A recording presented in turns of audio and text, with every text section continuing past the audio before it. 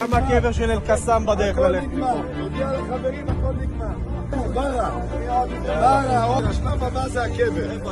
השר, איפה אנחנו נמצאים באמצע סופה בשעה הזאת? אנחנו בקבר של עז-א-דין אל-קסאם.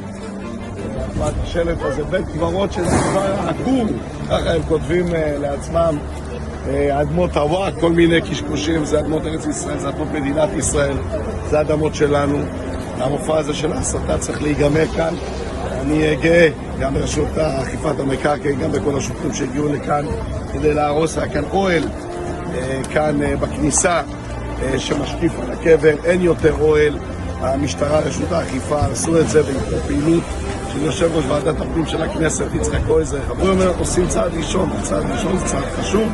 חושבים שהשלב הבא זה גם להוציא את מפגן הסתה הזה שקרוי הקבר של עז-א-דין אל-קסאם. זו משילות.